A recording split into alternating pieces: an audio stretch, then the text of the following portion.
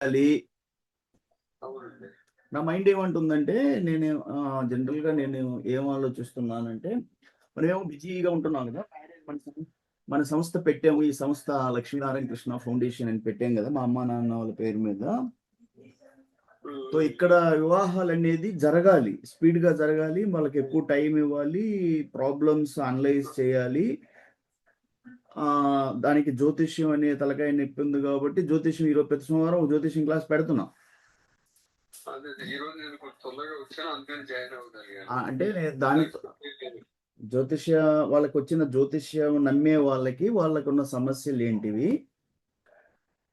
దాన్ని ఎలా సాల్వ్ చేసుకోవచ్చు? అదొకటి. రెండోది ఈళ్ళు ఎవరైనా అలాంటి బాధితులు, జ్యోతిష్య బాధితులున్నారు. వాళ్ళు పొరపాట్లు చేశారు. ఇప్పుడు తెలుసుకున్నారు. సో, ముందుకెళ్ళడానికి వాళ్ళకి మ్యాచ్‌లివ్వటం.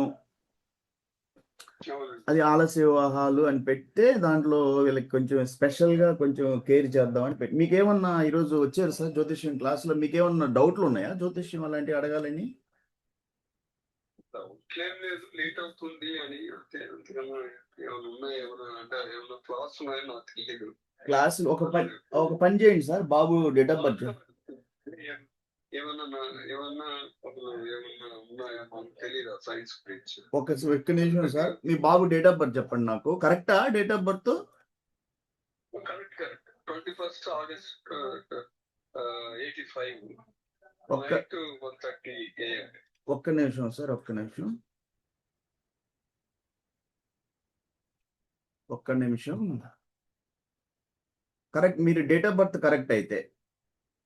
కరెక్ట్ అయితే 21st August 1985 1:30 AM.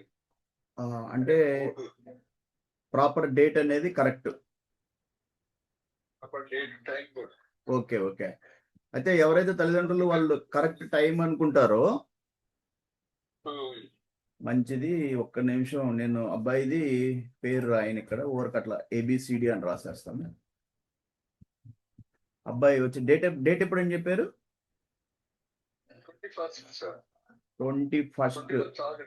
21st August.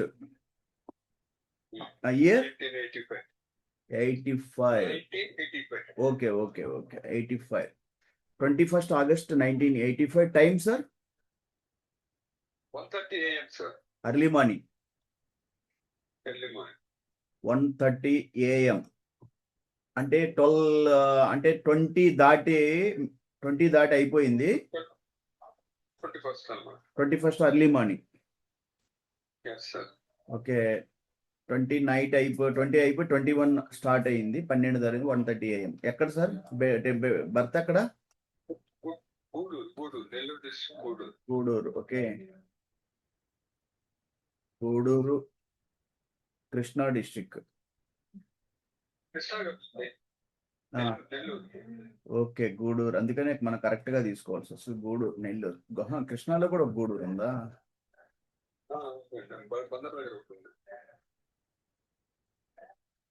Gudur, కర్నూలులో గూడూరు ఉంది.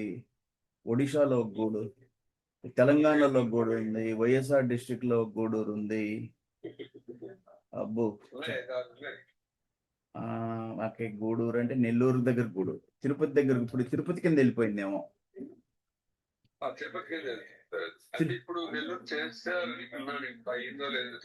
ఇప్పుడు కర్నూలు కింద ఏమన్నా వెళ్ళిపోయిందా ఇది?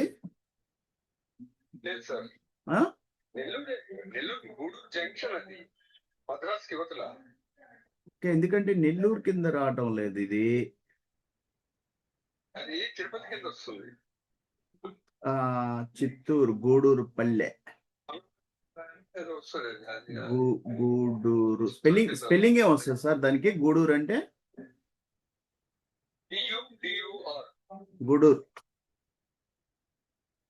గూడూరు తిరుపతి కింద వస్తుంది. గూడూరు తిరుపతి కింద వస్తుంది. గూడూరు కర్నూలు ఉంది. గూడూరు బాగలకోట, యాదాద్రి, భువనగిరి, రాజన్న, గూడూరు కృష్ణా డిస్ట్రిక్ట్ ఉంది. హన్మకొండ, మహబూబాబాద్, జగిత్యాల, రంగారెడ్డి. సార్ గూడూరు తిరుపతి తీసుకుందామా?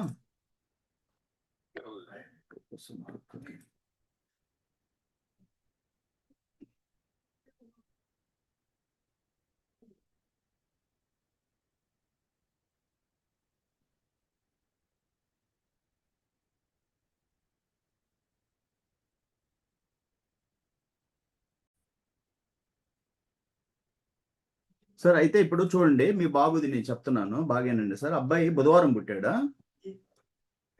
ఆ, అంటే నాకు గుర్తులేదు కానీ మంగళవారం పుట్టాడు సార్ అబ్బాయి.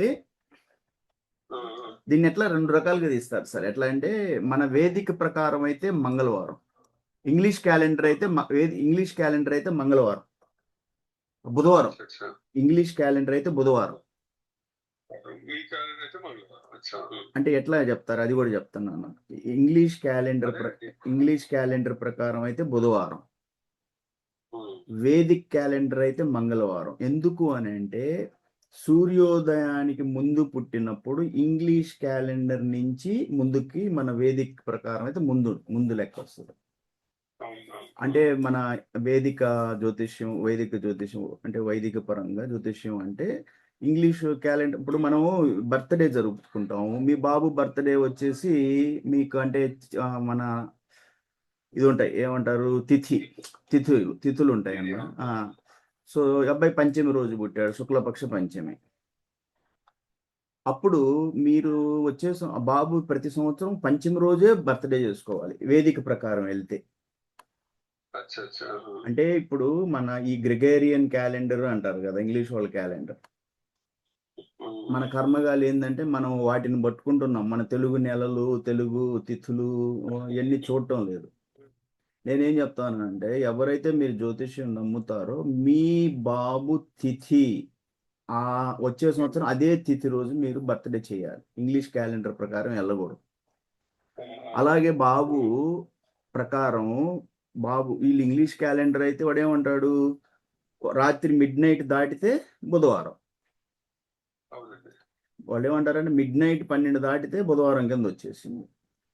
కానీ మన వేదిక ఏం చెప్తుంది, సూర్యోదయానికి ముందు పుడితే సూర్యోదయం తర్వాత అయితే బుధవారం,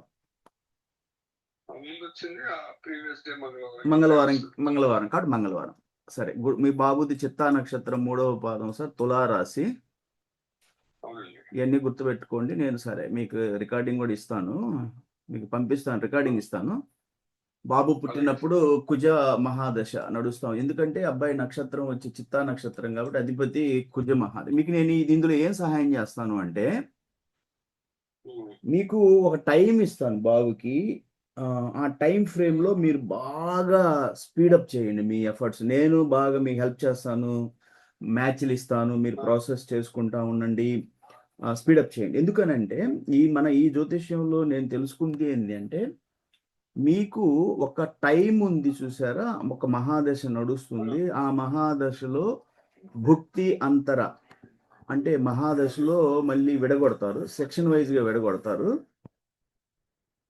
ఒక మహాదశని కొన్ని అంటే ఒక 18 సంవత్సరాలు రాహు మహాదశని 3 సంవత్సరాలు, శుక్ర మహాదశ అంటే 20 సంవత్సరాలని మళ్ళీ ఒక 3 సంవత్సరాలు అంటే విడగొడతారు. సూర్య మహాదశ అంటే 6 సంవత్సరాలు, వాటిని ఒక్కొక్క సంవత్సరం అట్లా విడగొట్టి సెక్షన్గా మళ్ళీ భుక్తి. ఆ భుక్తిలో కూడా మళ్ళీ అంతర అంటే 3 నెలలు 2 నెలలు అట్లా. అందులో కూడా సూక్ష్మ దశ అంటే రోజులే వస్తాయి, 15 రోజులు. అంటే నేను ఒక టైం ఫ్రేమ్ చెప్తాను మీకు. ఆ టైం ఫ్రేమ్ ప్రకారం మీరు మ్యారేజ్ చేసేసుకోండి. ఫస్ట్ చార్ట్ అనలైజ్ చూద్దాం, బాబుకి ఎందుకు డిలే అయింది మ్యారేజ్ అనేది ఒకసారి చూస్తున్నాను. బాబుది లగ్నం వచ్చి మిథున లగ్నం. ఓకే, లగ్నం వచ్చి బాల్య డిగ్రీల్లో ఉంది, అంటే లగ్నం ఫ్లోరిష్ కాలేదు, అంటే పడిన డిగ్రీలు బాల్య స్థితిలో ఉంది లగ్నం. మిథునం అధిపతి వచ్చి బుధుడు. సరే, అయితే మనకి ముఖ్యంగా వివాహానికి ఏం చూస్తారు అంటే కురు గుజ శుక్రులు చూస్తారు. కుజ గురు శుక్ర. కుజుడు వచ్చేసి కర్కరాశిలో ఉన్నాడు, అంటే కుజుడు కర్కరంలో నీచ స్థితిలో ఉన్నాడు. ఓకే, ద్వితీయ స్థానం డిగ్రీలు. ఓకే, కర్కస్థానం కుజుడికి. అంటే మన వివాహానికి కుజగురు శుక్ర వీళ్ళని ఎందుకు చూస్తారు అంటే కుజుడు అంటే నిగ్రహానికి కోపానికి కారకుడు, ధైర్యానికి సాహసానికి కారకుడు. కుజుడంటేనే పదవి, కుజుడంటేనే యుద్ధం, కుజుడంటేనే సైన్యం, ఈ టైప్లో వస్తుంటాయి. సో వివాహానికి కుజ అనే వాళ్ళు, కుజ అనే గ్రహాన్ని ఇంగ్లీష్లో మనం మార్స్ అంటాం, అంగారకుడు అని కూడా అంటారు. సో ఒక ఇద్దరి మధ్యన కోపతాపాలు కంట్రోల్లో ఉండాలి అని కుజగ్రహ. దీన్నే ఈ జ్యోతిష్యంలో వీళ్ళు కుజగ్రహ దోషాలని భలే భయంకరంగా భయపెడతా ఉంటారు. కుజుడు లగ్నం నుంచి లగ్నంలో ద్వితీయ స్థానం పోతే చతుర్థం అంటే 4, సప్తమ అష్టమ స్థానాలు, వ్యయభావం అంటే 12లో ఉంటే కుజు దోషం అని తెగ భయపెడతా ఉంటారు. సో మీకు కుజుడు వచ్చేసి 2వ స్థానంలో ఉన్నాడు. ఓకే, కుజు దోషం అని అన్నా కూడా కుజుడు కర్క రాశి అంటే అతనికి నీచ స్థితి అవుద్ది అది. సో కుజు దోషం క్యాన్సిల్ అయింది. ఈ క్యాన్సిల్ అయింది ఎవరో కూడా చెప్పరు. వీళ్ళకి భయపెట్టడమే తెలుసు కానీ కుజదోషం చాలా వరకు ఆల్మోస్ట్ 80% చార్ట్లో కుజదోషం క్యాన్సిల్ అవుతుంది, అది చెప్పరు వీళ్ళు. తర్వాత పోతే కుజుడు కంబషన్ అయ్యాడు. బాబు పుట్టే టైంలో కుజుడు సూర్యుడికి దగ్గరగా వచ్చాడు. వీళ్ళ మధ్యన డిస్టెన్స్ ఎంత ఉంది అంటే కుజుడు వచ్చి కర్కరాశిలో 23°34'15" ఉంటే సూర్యుడు అప్పుడు సింహరాశిలో ఉన్నాడు. అంటే కర్క తర్వాత సింహరాశి. అంటే కంబషన్ ఎంత అయింది సూర్యుడికి దగ్గరగా అంటే 6.5 అది ఒక 4 10.5 వచ్చాడు. ఓకే, దీనివల్ల కూడా కుజు దోషం క్యాన్సిల్ అవుద్ది. ఎప్పుడైతే కుజుడు కంబషన్ అవుతుంది, దాన్ని తెలుగులో మౌఢ్యమి అంటారు. మౌఢ్యమి, మోఠమి, సూర్యుడికి దగ్గరగా వస్తే దాన్ని కంబషన్, తెలుగులో మౌఢ్యమి, అస్తంగత్వం చెందింది గ్రహం అంటారు. అదిగాక కుజుడు కర్క రాశి అంటే అతనికి నీచ రాశి కాబట్టి, నీచ స్థితి కాబట్టి ఆ కుజు దోషం ఆల్రెడీ క్యాన్సిల్ అవుతుంది అనమాట. సరే, కుజు నో ఇష్యూ, డిగ్రీలు కొంచెం సరే. ఓకే, నెక్స్ట్ వచ్చేసి గురువు ఎక్కడున్నాడు? గురువు మకరంలో ఉన్నాడు, రెట్రోగ్రేడ్ అయ్యాడు. మకరం అంటే శని క్షేత్రము, శని రాశి, 8వ స్థానం. 8వ స్థానం అంటే మనకి జనరల్గా ఏమంటాం అంటే ఓకే, గురువు స్థితి ఎలా ఉంది? గురువు అంటే శని క్షేత్రం, గురువుకి వీళ్ళిద్దరికీ కూడా మిత్రత్వం ఉంటుంది. గురు శనులకి మిత్రత్వం అన్నా న్యూట్రల్, సమత్వం అన్నా కొంచెం అంటే శత్రుత్వం, ఫ్రెండ్లీ కాదు, అంటే ఎనిమిషిప్ ఉండదు. మకర రాశికి అధిపతి, మకర కుంభాలకి శనీశ్వరుడు అధిపతి. సో గురువు మకరం అంటే శని క్షేత్రంలో ఉన్నాడు, ఎనిమి కాదు, న్యూట్రల్. ఓకే, సో అది గురు పొజిషన్. ఓకే, నెక్స్ట్ వచ్చేసి గురు రెట్రోగ్రేడ్ అయ్యాడు, నో ఇష్యూ. సరే, నెక్స్ట్ వచ్చేసి ఇది ఒకటి 8వ స్థానం అంటే తన లగ్నం నుంచి 8వ స్థానంలో గురువు ఉన్నాడు, ఆయుక్షేత్రంలో. ఓకే, నెక్స్ట్ వచ్చేసి మనకి శుక్రుడు అంటే వివాహానికి కారకుడు. గురువుని ఎందుకు చూస్తాము అంటే గురువు వచ్చేసి సంతానానికి కారకుడు,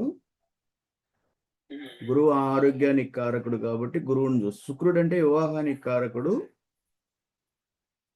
సో గురువు వచ్చి మిథునంలో ఉన్నాడు. మిథునం అంటే లగ్నంలో శుక్రుడు ఉన్నాడు. సో లగ్నంలో శుక్రుడు ఉన్నప్పుడు మంచిదే, ఎందుకంటే వివాహానికి కారకుడు కాబట్టి అక్కడి నుంచి శుక్రుడు 7వ స్థానాన్ని చూస్తాడు. ఓకే, లగ్నం నుంచి 7వ స్థానం, మిథున లగ్నం కాబట్టి లగ్నంలో ఉన్నాడు కాబట్టి 7వ స్థానం, వివాహ స్థానం చూస్తాడు. శని 5లో ఉన్నాడు, 5లో శని. 5లో శని ఉంటే మనకి వివాహానికి లేట్ కారణం ఏంటంటే సార్, శనీశ్వరుడు 5లో ఉన్నప్పుడు ఏమవుద్దంటే అతను వచ్చేసి తన ఉన్న స్థానాన్ని నుంచి 2ను చూస్తాడు, 7ను చూస్తాడు, 11ను చూస్తాడు. అది కారణం, మెయిన్ వివాహానికి లేట్ కారణం. అంటే లగ్నం నుంచి 5వ స్థానంలో ఉన్న శనికి 3 దృష్టిలు ఉంటాయి. 3 దృష్టిల్లో ఒకటి ప్రతి గ్రహానికి ఉండే 7వ దృష్టి. ప్రతి గ్రహానికి 7వ దృష్టి ఉంటుంది. తన ఉన్న స్థానం నుంచి 7వ స్థానాన్ని చూస్తారు. శని 7వ స్థానం అంటే లగ్నం నుంచి 11వ భావాన్ని చూస్తున్నాడు. 11వ భావం అంటే దాన్ని ఏమంటారంటే కోరికలు నెరవేరే స్థానం అంటారు. అప్పుడు ఇతను తన ఉన్న స్థానం, లగ్నం అంటే మిథున లగ్నం బాబుది, అక్కడి నుంచి 5వ స్థానం అంటే తులారాశి, తుల నుంచి తన 7వ దృష్టితోటి 11వ లగ్నం నుంచి 11వ భావం, అది కోరికలు నెరవేరటం, లాభస్థానం అంటారు. మిత్రులు, కోరికలు నెరవేరటం, ఒక ఫ్రెండ్లీ పార్ట్నర్షిప్ ఏర్పడాలి, ఒక లైఫ్ లాంగ్ పార్ట్నర్షిప్. 11వ భావాన్ని చూస్తాడు. తర్వాత తనకి శనికి ఇంకొక దృష్టి ఉంటుంది, అది 3వ దృష్టి. 3వ దృష్టితోటి శని తన ఇక్కడి నుంచి 1, 2, 3 అంటే నేరుగా 7వ భావాన్ని కలత్ర భావాన్ని చూస్తాడు. ఇది ఒక కారణం. అంటే తర్వాత వచ్చేసి తనకున్న 10వ దృష్టితోటి 2వ స్థానాన్ని, కుటుంబ స్థానాన్ని చూస్తాడు. అంటే 5వ స్థానంలో శని ఉన్నప్పుడు తను ఇంపార్టెంట్ వివాహానికి ముఖ్యమైనటువంటి 2, 7, 11ని తన దృష్టితోటి అతను స్పెషల్ దృష్టిలుంటాయి. 7, 3, 10 ఈ 3 దృష్టులతోటి వివాహానికి కారణమైనటువంటి 2వ స్థానం, లగ్నం నుంచి 2వ స్థానం అంటే ద్వితీయం అంటే కుటుంబ స్థానం అంటారు. అంటే వివాహం అంటేనే కుటుంబం పెరగాలి, ఎక్స్పాన్షన్ అవ్వాలి. కుటుంబం ఎక్స్పాన్షన్ అవ్వాలి కాబట్టి ఆ ఎక్స్పాన్షన్‌ని 2వ స్థానం మనకి నోటిఫై చేస్తది. సిగ్నిఫై చేస్తది. సో 2, 7 ముఖ్యమైన వివాహానికి ముఖ్యమైన 2 స్థానాలు ఎవరికైనా చూడాలి అంటే 2, 7, 11. అది వేదికలో చూసినా కృష్ణమూర్తి పద్ధతి వేదికలో అయితే ఒకటే చూస్తారు 7వ స్థానం. కానీ మనం కృష్ణమూర్తి ప్రకారం కూడా చూసుకున్న 2, 7, 11 అంటే 2 అంటే వివాహం కొరకు కుటుంబం ఎక్స్పాన్షన్ 2 చెప్తది. 7 అంటే వివాహ స్థానం, భార్య స్థానం తన చార్ట్‌లో. తర్వాత 11 అంటే కోరికలు ఈ మూడిటిని కూడా శని 5వ స్థానం. అందుకనే లగ్నం నుంచి 5వ స్థానంలో శని ఈశ్వరుడు ఉంటే ఇది జరుగుతది. సరే మీ చార్ట్‌లో మనం చూస్తున్నాం. అయితే ఏ శనీశ్వరుడైతే మనకి వివాహం ఇంత డిలే చేశాడో అతను మనకి నెక్స్ట్ హెల్ప్ కూడా చేస్తాడు. సో అది చూద్దాము. అది ఎక్కడ ఉంది? కుజుడు 2వ స్థానంలో ఉన్నాడు. కుజ దోషం క్యాన్సిల్ అయింది. ఎందుకంటే మకరం కర్క రాశి కుజుడికి నీచ స్థితి. తర్వాత వచ్చేసి మిగతా విషయాల్లో మనం చూడాల్సింది గ్రహస్థితులు చూశాను నేను. శుక్రుడు లగ్నంలో ఉన్నాడు. లగ్నం అంటే మిథునంలో ఉంటూ నేరుగా 7వ స్థానాన్ని చూస్తాడు. కానీ 7వ స్థానం అయినటువంటి ఏంటిది అక్కడి నుంచి మిథునం నుంచి ధనస్సు. ధనస్సులో ఏదైనా గ్రహాలు ఉన్నాయా? ధనస్సులో ఏ గ్రహము లేదు, ఖాళీ. సో ఓకే, 7వ స్థానం ఖాళీగా ఉంది. 8వ స్థానంలో గురువు ఉన్నాడు. ఓకే,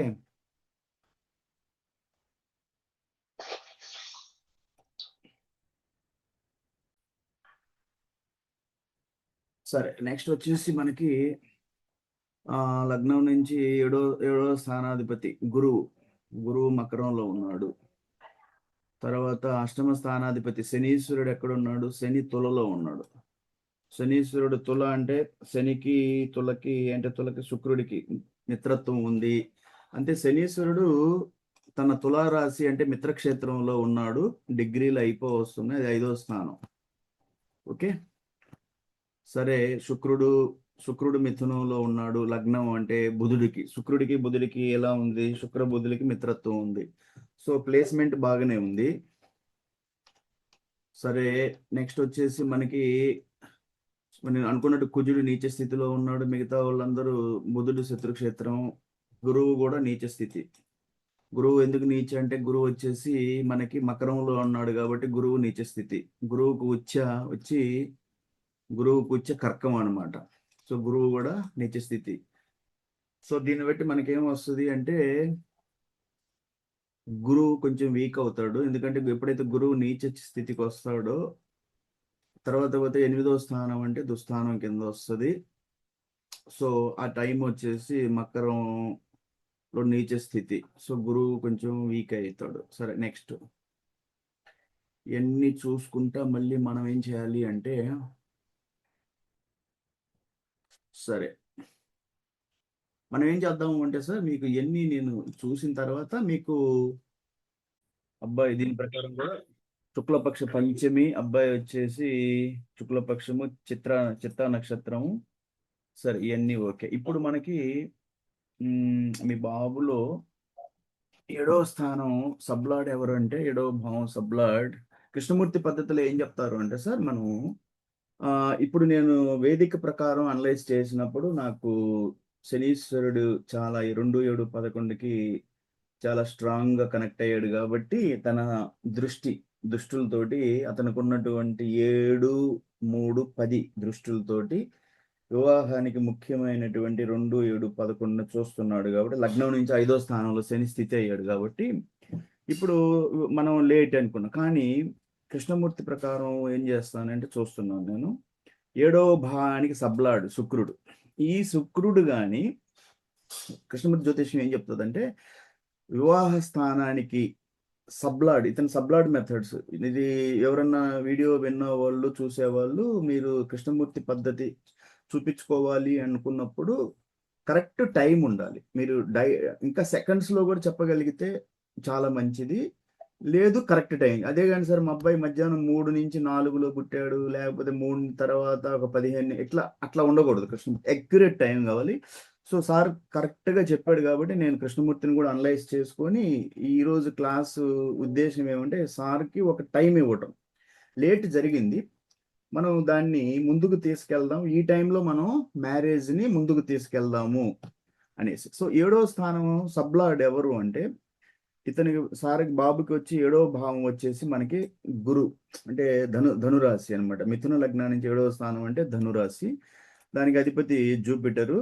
ఆ డిగ్రీలు 7వ భావం డిగ్రీలు మూలా నక్షత్రంలో పడ్డాయి. తర్వాత వచ్చేసి నక్షత్రాల ఆడొచ్చేసి అంటే ఆ డిగ్రీలు 7వ భావం 2 డిగ్రీల 2 నిమిషాల. ఎందుకంటే కృష్ణమూర్తి పద్ధతులు మీకు చెప్పాను, భావము అనేది కృష్ణమూర్తి పద్ధతిలో ఒక రాశిలో స్టార్ట్ అయ్యి ఇంకొక రాశిలో క్లోజ్ అవుతుంది. వేదికలో ఏముందంటే ప్రతి భావము కూడా 30 డిగ్రీలు 30 డిగ్రీలు అట్లా ఉంటుంది. కృష్ణమూర్తిలో భావం ఎప్పుడు కూడా దాన్ని కస్ప్ అంటారు. భావం మొదటి డిగ్రీలని కస్ప్ అంటారు. సో 7వ భావం ఎన్ని డిగ్రీల్లో స్టార్ట్ అవుతుంది అంటే ధనురాశిలో 2 డిగ్రీల 2 నిమిషాలకు వస్తుంది. అంటే ధనురాశి 0 డిగ్రీల దగ్గర స్టార్ట్ అయ్యేటప్పుడు 2 డిగ్రీల ముందు అక్కడ స్టార్ట్ అయ్యింది. అది ఎక్కడ క్లోజ్ అవుతుంది అంటే సజిటేరియస్ అంటే ధనుసులోనే 27 డిగ్రీల 32 నిమిషాల దగ్గర 7వ భావం ధనుసులోనే స్టార్ట్ అయ్యి ధనుసులోనే క్లోజ్ అయింది ఆ భావం. కాకపోతే 30 డిగ్రీలు లేదు, మొత్తం 2 డిగ్రీల దగ్గర స్టార్ట్ అయ్యి 27 డిగ్రీలు క్లోజ్ అయిందంటే 25 డిగ్రీలు అంటే 25.5 డిగ్రీల భావం అది. నేను చెప్పాను కృష్ణమూర్తి పద్ధతిలో ఒక భావం అంటే 30 డిగ్రీలు దాటచ్చు, 30 డిగ్రీలు లోప ఉండొచ్చు. సో ఇక్కడ 7వ భావము కరెక్ట్గా 25 డిగ్రీల 30 నిమిషాలు ఉంది అంతే. కొన్ని భావాలు 30 డిగ్రీలు దాటుతాయి. సరే, ఇప్పుడు నాకు కావాల్సింది ఏంటంటే 7వ భావం సబ్లాడ్ శుక్రుడు. ఈ శుక్రుడు నాకు సిగ్నిఫికేటర్ టేబుల్లో 2ను కానీ 7ను కానీ 11ను కానీ సిగ్నిఫై చేస్తే వివాహం ప్రామిస్.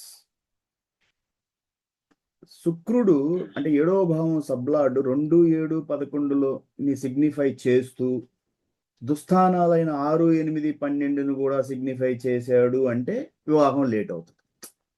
అంటే కృష్ణమూర్తి ఏం చెప్తాడు అంటే ఒక వివాహ యోగ్యత ఉంది అని ఎట్లా తెలుసుకుంటావు అంటే 7వ భావం సబ్లాడు అంటే ఇక్కడ మిగతా మీకు వేదిక జ్యోతిషంలో ఏమొస్తుంది, రాశి అధిపతి. రాశి ఎంత 30 డిగ్రీలు మొత్తం ఉంటుంది. ఆ 30 డిగ్రీలకి ఒక అధిపతి ఉంటాడు. ఆ అధిపతి ఆ రాశిలో ఒక గ్రహం ఉంది అనుకున్నాం అనుకో, ఆ గ్రహం ఎన్ని డిగ్రీల్లో ఉంది అన్నప్పుడు అది ఒక నక్షత్రాధిపత్యంలో ఉంటుంది. ఆ నక్షత్రానికి ఒక గ్రహం అధిపతిగా ఉంటుంది. సో కృష్ణమూర్తి ఏం చెప్తాడు అంటే ఈ నక్షత్రాధిపతి రాశి అధిపతి దీన్ని కొంచెం దాటి ముందుకెళ్ళి సబ్లాడ్ అంటే ఇంకా డివిజన్ తక్కువ లోయర్ డిగ్రీలోకి వెళ్ళి చూసాడు. అతను డివిజన్ చేశాడు. ఒక నక్షత్రాన్ని 9 భాగాలుగా విడగొట్టాడు. అంటే వింశోత్తరి మహాదశ ప్రకారంగా ఒక నక్షత్రాన్ని 9 భాగాలుగా విడగొట్టుకున్నాడు అతను, ఇంకా డివిజన్ చేశాడు. అదే మీరు జ్యోతిష్యం బాగా తెలిసిన వాళ్ళు మీరు వేదికలో షోడశ వర్గ పట్టికలు అంటారు.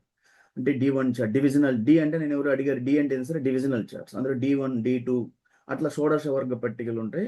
D9 అంటే నవ అంశ, అంటే 30 డిగ్రీలని 9 చేత భాగిస్తే, అంశ అంటే డిగ్రీ, నవ అంటే 9 చేత భాగిస్తే 3 డిగ్రీల 20 నిమిషాలు నవాంశ.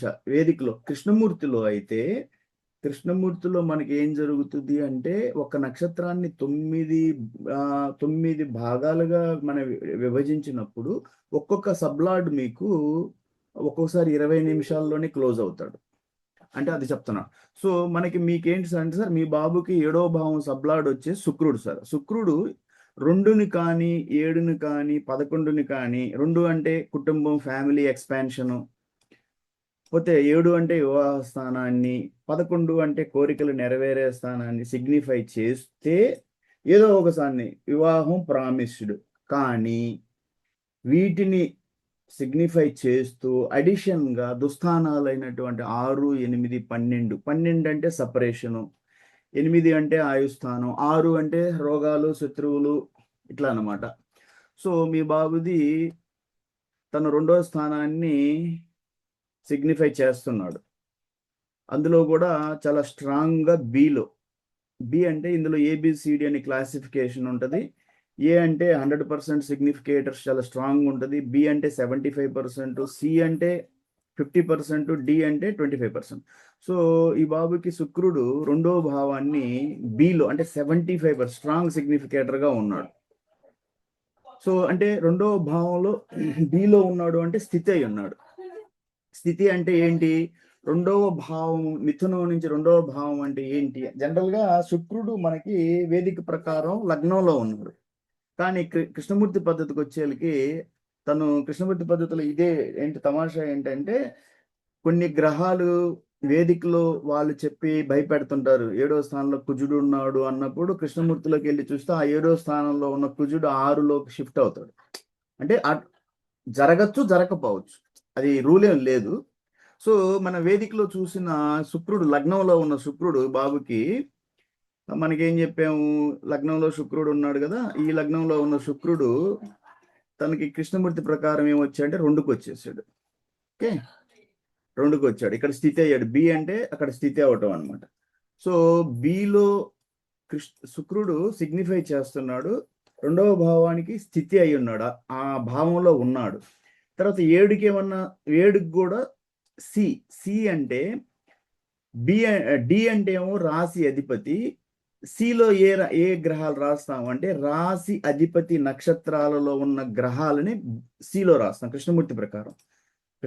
కృష్ణమూర్తి ప్రకారం దీన్ని సిగ్నిఫికేటర్ టేబుల్ అంటారు. ఏబిసిడి అంటే ఏ అంటే స్ట్రాంగ్ సిగ్నిఫికేటరు, బి అంటే 75% సిగ్నిఫికేషన్ చేస్తుంది ఆ భావాలకి, సి అంటే 50%, డి అంటే 25%. సో మీకు ఈ శుక్రుడు వచ్చేసి 7వ భావానికి సిలో ఉన్నాడు అంటే, డి 7 అంటే గురు, ధనస్సుకి అధిపతి గురు నక్షత్రాలలో ఉన్న గ్రహాలని సిలో రాస్తాం. సో గురు నక్షత్రాలలో ఉన్న గ్రహాలు మనకి చార్ట్లో ఏం వచ్చాయంటే వీనస్, శాటర్న్. మనం ఇక్కడ పోయి చూసామంటే గురు నక్షత్రాల్లో ఉన్న గ్రహాలు, గురు నక్షత్రాల్లో ఏమున్నాయి గ్రహాలు? Saturn, Venus. గురువు అధిపతి ఎవరు? పునర్వసు నక్షత్రానికి గురువు అధిపతి. దాంట్లో ఎవరున్నారు? శుక్రుడు ఉన్నారు. పోతే ఇంకొక జూపిటర్. విశాఖ నక్షత్రానికి అధిపతి ఎవరు? విశాఖ, పునర్వసు, ఈ 2 కూడా గురు నక్షత్రాలు. అంటే పునర్వసు, విశాఖ, ఈ 2 కూడా గురు నక్షత్రాలు. సో గురు నక్షత్రాలలో ఉన్నటువంటి గ్రహాలని బిలో రాస్తాం. ఎందుకు బిలో, బిగా సిలో రాస్తాం? ఎందుకు సిలో రాస్తాము అని ఇంతకుముందు క్లాస్లో కూడా చెప్పాను నేను. ఒక రాశి అధిపతి 7వ అంటే లగ్నం బాబుది మిథునం అయినప్పుడు 7వ రాశి ధనురాశి.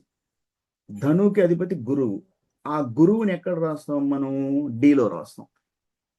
గురువుని సిగ్నిఫికేటర్ టేబుల్ తయారు చేసుకుని జ్యోతిష్యం నేర్చుకోవాలని ఇష్టపడే వాళ్ళు, కృష్ణమూర్తి పద్ధతులు నేర్చుకోవాలనుకున్నప్పుడు, మీకు చాలా మందికి చెప్పున్నాను, కృష్ణమూర్తి పద్ధతులు అంటేనే వేదికని ఒక రకంగా రిఫైన్ చేశాడు ఆయన. అంటే రిఫార్మ్ చేశాడు, శుద్ధి చేశాడు.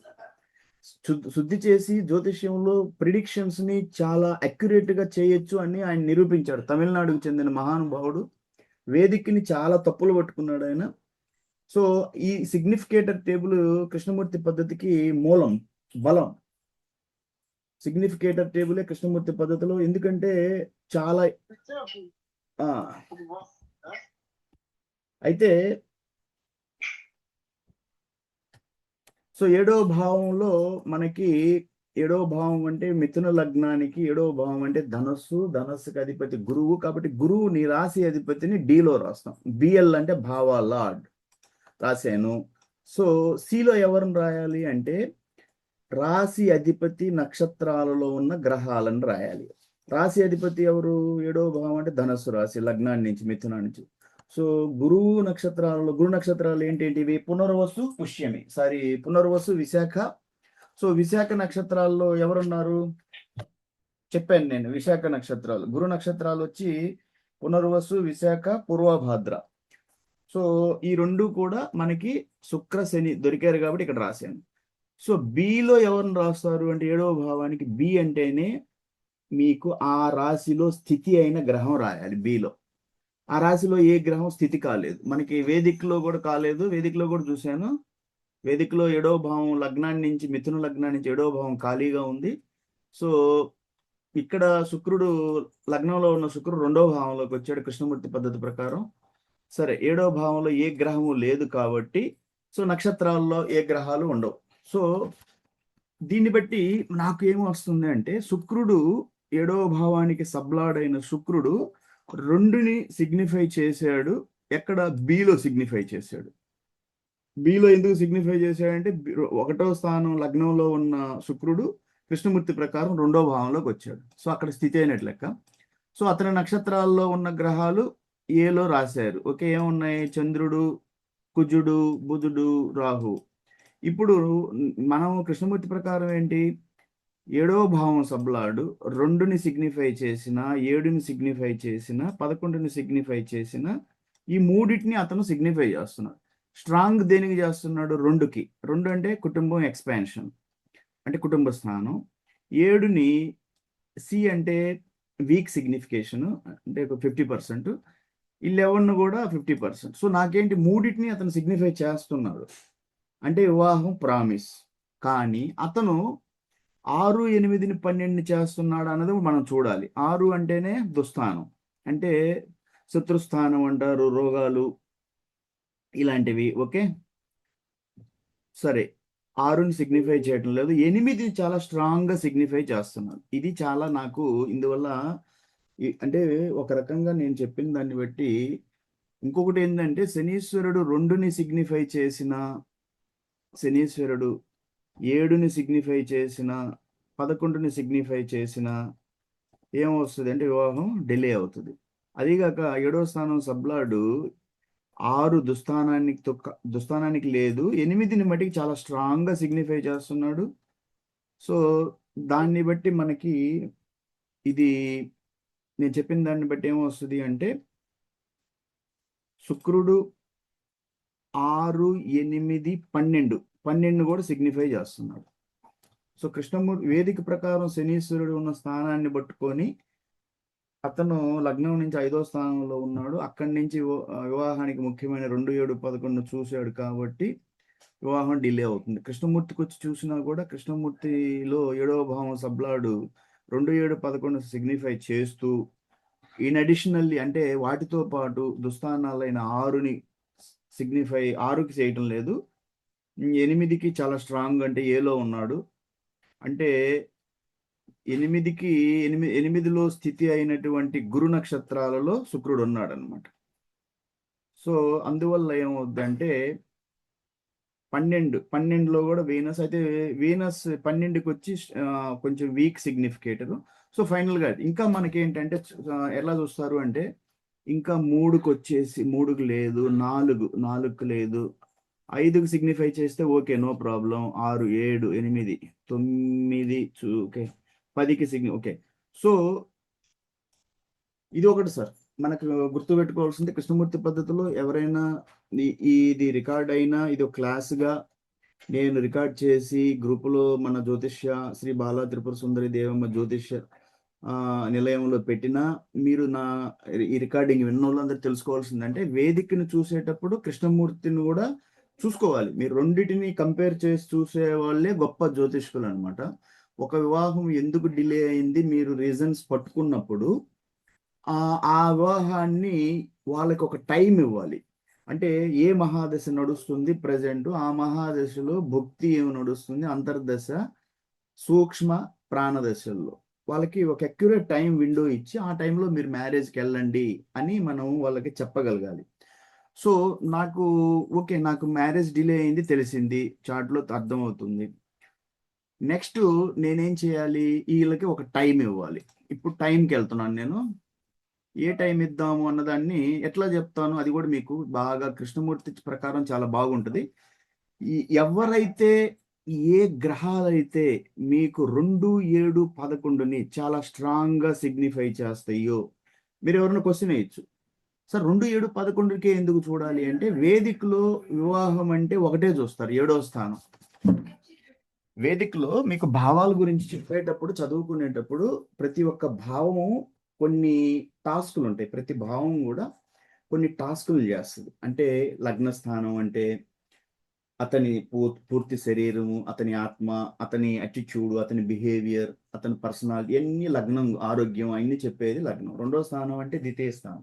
ద్వితీయ స్థానం అంటే కుటుంబం గురించి, అతని వాక్కు. అంటే వాక్కు అంటే ఏంటి? అతను ఎలా మాట్లాడతాడు, ఆ మాట వల్ల అతనికి ఫ్రెండ్స్ అవుతారా, ఎనిమీస్ అవుతారా, శత్రుత్వం. కొంతమంది మాట తీరుతోనే అందరిని కలుపుకొని వెళ్తారు, కొంతమంది మాట తీరుతో శత్రుత్వం వస్తుంది. సో కుటుంబము, ధన ధనస్థానం ఇవన్నీ కూడా 2 చెప్తుంది. అట్లా ప్రతి ప్రతి భావానికి కూడా మీనింగ్స్ ఉన్నాయి. సో కృష్ణమూర్తి పద్ధతిలో వేదికలో 7వ భావం చూస్తే కృష్ణమూర్తి ఏం చెప్తాడంటే అట్లా చూడకూడదు. వివాహం అంటే కృష్ణమూర్తికి 2 concept, main house, supporting houses. So వివాహం చూసేటప్పుడు కృష్ణమూర్తి పద్ధతిలో 7 మెయిన్ హౌస్, 2, 11 సపోర్టింగ్ హౌసెస్. ఈ మూడింటిని కలుపుకుంటూ చూడాలి. సో నేనేం చేశాను, ఇక్కడ ఏం చేశాను, 7వ భావం సబ్లాడ్. కొంతమంది క్వశ్చన్స్ చేశారు, సార్ ఒకవేళ 7వ భావం సబ్లాడ్ మీరు చెప్పినట్టు 2, 7, 11లో ఏదో ఒక దాన్ని సిగ్నిఫై చేయలేదు, అప్పుడు ఏం చేస్తారు? నెక్స్ట్ మీరు నక్షత్రాధిపతికి వెళ్ళాలి. ఎందుకంటే ఇక్కడ సబ్లాడు తర్వాత కింద స్టేజ్లో నక్షత్రాధిపతి, ఇంకా కింద స్టేజ్లో రాశి అధిపతి.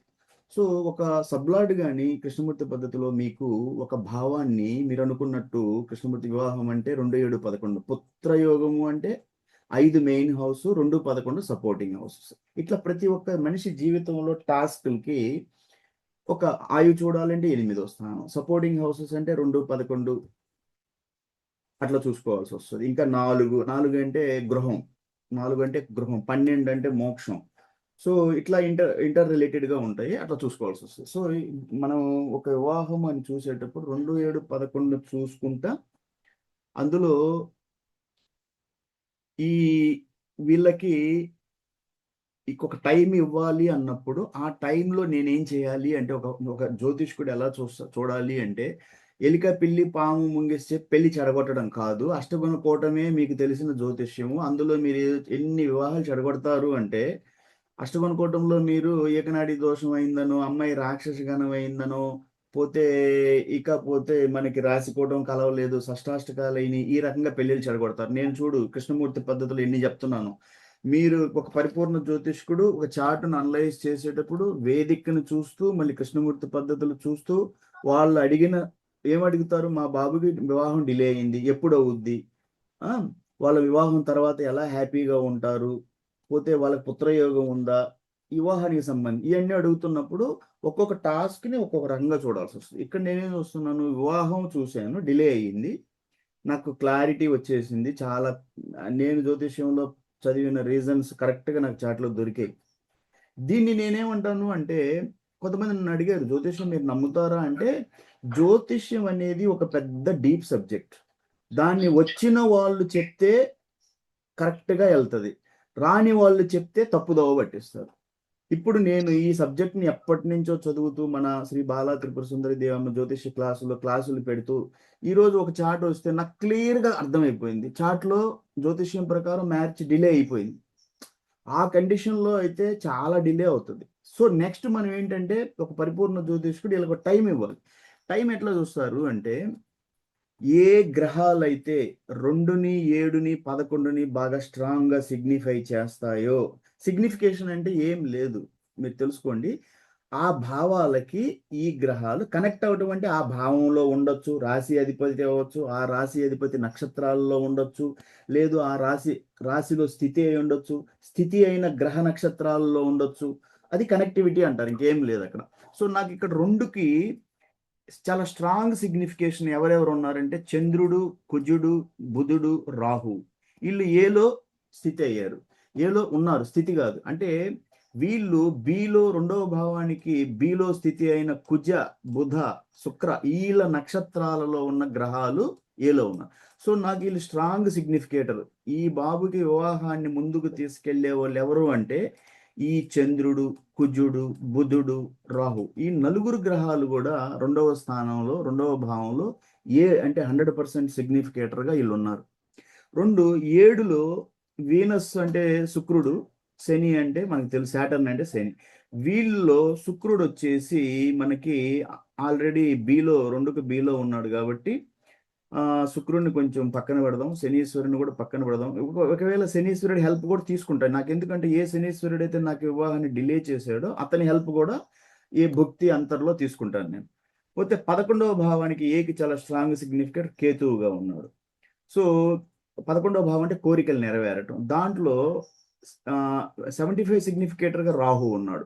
సో రాహు ఆల్రెడీ మనకి 2వ భావంలో కూడా ఉన్నాడు. చాలా మంది నాకు వేదిక జ్యోతిష్యంలో నాకు నచ్చింది ఏంటంటే రాహు, కేతు, కుజ, సూర్య వీళ్ళందరినీ కూడా పాపగ్రహాలుగా భయంకరంగా జనాలను భయపెడతా ఉంటారు. కానీ అదే వేదిక జ్యోతిష్యంలో ఈ గ్రహాలు ఉపచయ స్థానాలు అని అంటారు. 3, 6, 11 మీరు ఎట్లా కేంద్ర కోణాలు అంటారో, కోణాలు అంటే 1, 5, 9 లక్ష్మీ స్థానాలని లగ్నాన్ని నుంచి, పోతే కేంద్రాలంటే 1, 4, 7, 10 అని, పాప స్థానాలంటే 3, 7, 11 అని, ఉపచయ స్థానాలంటే 3, 6, 11 అని. సో ఈ ఉపచయ స్థానాల్లో ఉంటే గ్రహాలు, పాప గ్రహాలు కూడా మీకు, ఎందుకంటే ఉపచయ అంటేనే గ్రోత్, ఉపచయ అంటేనే వృద్ధి. సో అలాంటి స్థానాల్లో ఉంటే పాపగ్రహాలు కూడా ఆ లగ్నానికి మంచిగా చేస్తాయి. సో కృష్ణమూర్తి గారు వేదికలో కూడా చెప్పారు ఈ విషయం. కానీ వచ్చిరాని జ్యోతిష్యంలో ఏం చేస్తారు? నేను ఈరోజు జ్యోతిష్యం ఏం చూశాను అంటే వివాహాలు చెడగొట్టడం, భయపెట్టడం, ఎంత నెగటివ్ స్ప్రెడ్ చేయటం, పాజిటివ్ చెప్పరు అసలు. ఉపచయ స్థానాలు అంటే 3, 6, 11 6 స్థానం అంటారు. అందులో రాహు 6 అంటే ఉపచయ స్థానం. అంటే ఉపచయ అంటేనే డెవలప్మెంట్, ఉపచయ అంటే వృద్ధి.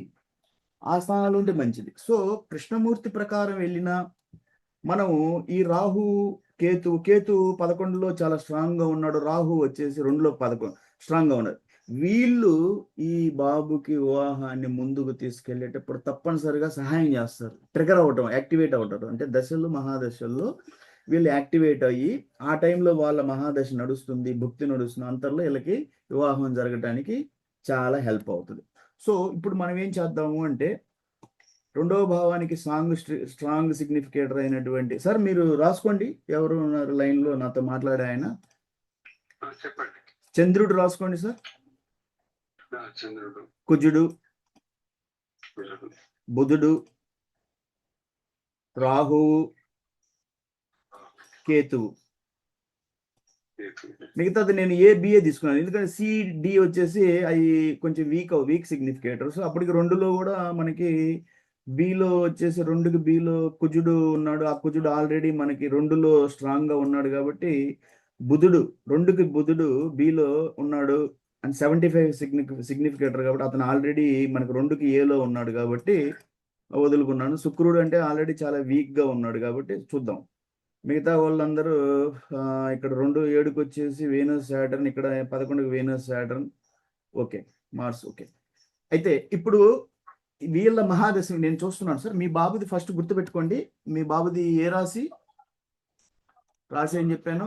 ఒక్క నిమిషం, ఇది కూడా మనకి చూద్దాము. లగ్న నవాంశ చక్రాల్లో మీ లగ్నాధిపతి రాసుకోండి సార్. మిథున లగ్నం రాసుకోండి. అధిపతి బుధుడు. లగ్నం, బాబు లగ్నం వచ్చేసి, బాబు పుట్టినప్పుడు మిథున లగ్నం. సో అధిపతి ఎవరు? బుధుడు. లార్డ్ అంటే లగ్న లార్డ్ బుధుడు. ఓకే, చంద్రుడు వచ్చేసి ఎక్కడున్నాడు? బాబుది చంద్రరాశి. ఓకే, జన్మరాశి రాయండి సార్. జన్మరాశి తుల. జన్మరాశి తుల. అధిపతి ఎవరు? అది లగ్నాధిపతి కాదు సార్, నేను చెప్తున్నాను. మీరు జన్మరాశి రాశారా? ఏం రాశారు జన్మరాశి? జన్మరాశి తుల అని రాయండి. ఎదురుగా శుక్రుడు అధిపతి, అంటే తులారాశికి అధిపతి శుక్రుడు. వీళ్ళు ఎందుకంటే మనకి జన్మ నక్షత్రము, జన్మరాశి, జన్మ లగ్నము, వీళ్ళ టైంలో మనకి ఏదన్నా మహాదశ ఇవన్నీ యాక్టివేట్ అయితే ఉపయోగపడతాయి. అందుకు రాపిస్తున్నాను. మీరు నాకు చెప్తారు అప్పుడు, నాకు ఎన్ని మళ్ళీ చార్ట్ వేసి ముందుకు వెళ్ళిపోతాను కాబట్టి. పోతే అతని జన్మ రాశాను, జన్మ నక్షత్రం చిత్తా నక్షత్రం అని చెప్పాను కదా మీకు. చైత్ర నక్షత్రం ఏంటిది? జన్మ నక్షత్రం రాసుకోండి సార్. రాస్తున్నాను. అతని నక్షత్రం చైత్ర నక్షత్రం, చిత్త 3వ పాదం. చిత్తగా కుజుడు అధిపతి. నక్షత్రాధిపతి ఎవరు? నక్షత్రాధిపతి కుజుడు. జన్మ నక్షత్రం చిత్తా నక్షత్రం, అధిపతి కుజుడు. ఇప్పుడు మీరు చూడండి, మీ బాబు ఆ నక్షత్రాధిపతి కుజుడు వివాహానికి కారకత్వం వహించే 2వ భావానికి చాలా స్ట్రాంగ్ సిగ్నిఫికేటర్ గా ఉన్నాడు. ఎవరు? నక్షత్రాధిపతి. రెండోది మీ బాబుది లగ్నం వచ్చేసి మిథున లగ్నం, అధిపతి బుధుడు 2వ భావంలో ఏకి బికి చాలా స్ట్రాంగ్ సిగ్నిఫికేటర్ గా ఉన్నాయి. అంటే 2వ భావం కుటుంబం వృద్ధికి చెప్తుంది. అంటే ఉంది, ఇతనికి లైఫ్ లో మ్యారేజ్ ఉంది. ఓకే, అతని రాశి ఏం చెప్పాను? తులారాశికి అధిపతి శుక్రుడు వచ్చేసి 7వ భావాన్ని 2ని సిగ్నిఫై చేశాడు. సో ఇవన్నీ నాకు చాలా హెల్ప్ అవుతున్నాయి. సరే, ఇప్పుడు నేను మీకు ఒక టైం ఫ్రేమ్ చెప్తున్నాను. ఆ టైం ఫ్రేమ్లో మీరు ముందుకెళ్దురు. వివాహాన్ని తీసుకెళ్ళటానికి వీళ్ళని మీరు చాలా సీరియస్ ఎఫర్ట్స్ పెట్టాలి. ఇందులో నా పాత్ర కూడా చాలా ఉంటుంది. ఎందుకంటే మీకు నేను మంచి మ్యాచ్లు ఇస్తూ పోతా ఉండాలి. సరే బాబు, తెలుసుకోండి, జ్యోతిష్యం నేర్చుకునే అభిలాషులందరికీ కూడా చెప్తున్నాను. వింశోత్తర దశ అంటే 120 సంవత్సరాలు. అప్పట్లో మనిషి జీవితం 120 సంవత్సరాలు అనేవాళ్ళు. సో ఎక్కడి నుంచి స్టార్ట్ అవుతుంది అంటే కేతు, శుక్ర, సూర్య, చంద్ర, కుజ, రాహు, గురు, శని, బుధ. ఇది సీక్వెన్స్. ఇయర్స్ కూడా చెప్తున్నాను. కేతు అంటే కేతు మహాదశ 7 సంవత్సరాలు ఉంటుంది. శుక్ర మహాదశ 20 సంవత్సరాలు ఉంటుంది. సూర్య మహాదశ 6 సంవత్సరాలు. చంద్ర మహాదశ 10 సంవత్సరాలు. పోతే కుజ మహాదశ 7 సంవత్సరాలు. రాహు మహాదశ 18 సంవత్సరాలు. పోతే గురు మహాదశ 16 సంవత్సరాలు. ఒక్క అటు ఇటు ఉండొచ్చు. గురు మహాదశ 16 సంవత్సరాలు. శని మహాదశ 18 సంవత్సరాలు. పోతే బుధ మహాదశ 17 సంవత్సరాలు. ఈ మొత్తం కలిపేసి 120 సంవత్సరాలు. ఓకే, ఇందులో గురు, శని, బుధ 17 సంవత్సరాలు క్లియర్. శని కూడా 18 సంవత్సరాలు, గురు 17 అనుకుంటాను. సరే, అట్లా అనుకోండి. సో బాబుది పుట్టినప్పుడు కుజ మహాదశలో 2 సంవత్సరాల 2 నెలలు 13 రోజులు మిగిలింది. అప్పుడు ఎంత మిగిలింది? కుజ మహాదశ. సో ఇప్పుడు ఏ మహాదశ నడుస్తుంది దాన్ని బట్టి మనం టైం ఫ్రేమ్ తీసుకుందాం. ఇప్పుడు నడుస్తుంది 2026. 2026లో మీకు టైం చెప్పిన ప్రాపర్ ఆ టైంలో సార్ మీరు అంతే సీరియస్గా వెళ్ళిపోవటమే. ఎంత సీరియస్గా ఉండాలి అంటే సార్ ఇక్కడ 2 వస్తాయి. విధి జాతకం అనే ఈ జ్యోతిష్యంలో ఒక రాసిన కండిషన్, శనీశ్వరుడు లగ్నం నుంచి 5వ స్థానంలో ఉండకూడదు. ఉంటే అతను వివాహానికి 2, 7, 11 ముఖ్య స్థానాలనే చూస్తాడు. సో డిలే చేస్తాడు. కానీ మనము ప్రయత్నం చేయాలి. ఎందుకంటే కృష్ణమూర్తి పద్ధతి ప్రకారం 7వ భావం సబ్లాడ్ శుక్రుడు 2, 7, 11 సిగ్నిఫై చేస్తున్నాడు. అంటే వివాహం తప్పనిసరిగా ఇతనికి ఉంది. మళ్ళీ 6 చేయట్ల 8, 12 అన్నప్పుడు డిలే అవుతుంది. శనీశ్వరుడి ప్రకారం చూశాను నేను, కృష్ణమూర్తి ప్రకారం చూశాను. సో మనకి వివాహము 2026 నడుస్తుంది. ఇప్పుడు నేను ఇక్కడికి వస్తున్నాను. టైం ఫ్రేమ్ చూద్దాం. ఏ టైం ఫ్రేమ్లో మ్యారేజ్కి? ఇప్పుడు 2026 వచ్చాను. మార్చి నడుస్తుంది. మార్చి 12 మార్చి నుంచి ఇప్పుడు శని మహాదశ నడుస్తుంది సార్. ఇప్పుడు ఎవరైతే మనకి శనీశ్వరుడు వివాహాన్ని ఆపాడో అతని మహాదశ నడుస్తుంది. సో మనకి అతను సహాయం చేస్తాడు ఇక్కడ. ఓకే, ఎందుకు చేస్తాడు అంటే అదే శనీశ్వరుడు మనకి 7లో సిలో సిగ్నిఫికేటర్గా ఉన్నాడు. 7 వివాహ స్థానంలో సిగ్నిఫికేటర్గా ఉన్నాడు. పోతే 2కి కూడా 2కి లేడు. 11కి ఉన్నాడా? 11కి కూడా ఉన్నాడు. సో అదే శనీశ్వరుడు మనకి సహాయం చేయాలి ఇక్కడ. సో శని మహాదశ నడుస్తుంది, చాలా ఇంపార్టెంట్ ఇది శని మహాదశ. ఇందులో చూడండి, ఇతని బాబుది లగ్నం మిథున లగ్నం, అధిపతి బుధుడు, బుధ భుక్తి నడుస్తుంది సార్. సో లగ్నాధిపతి బుధుడి భుక్తి నడుస్తుంది. సో ఇది మనకి చాలా ఎప్పుడు దాకా ఉంటుంది ఈ బుధ భుక్తి అన్నది చెప్తున్నాను నేను మీకు. 2027 16 జూలై దాకా ఉంటుంది. వచ్చే సంవత్సరం జూలై 16 జూలై దాకా ఉంటుంది. చెప్తాను, టైం ఇస్తున్నాను మీకు. 2027 16 జూలై దాకా ఉంటుంది. ఒక టైం ఫ్రేమ్ రాయండి సార్. ఇప్పుడు నేను టైం ఇస్తున్నాను మీకు, నేను చెప్తున్నాను, మీరు 12 మార్చి రాసుకోండి. 12 మార్చి నుంచి మనకి 16 జూలై. ఓకే, ఇంతవరకు ఎంత టైం వస్తుంది? అప్పటికి ఎంత టైం ఫ్రేమ్ వచ్చింది మనకి?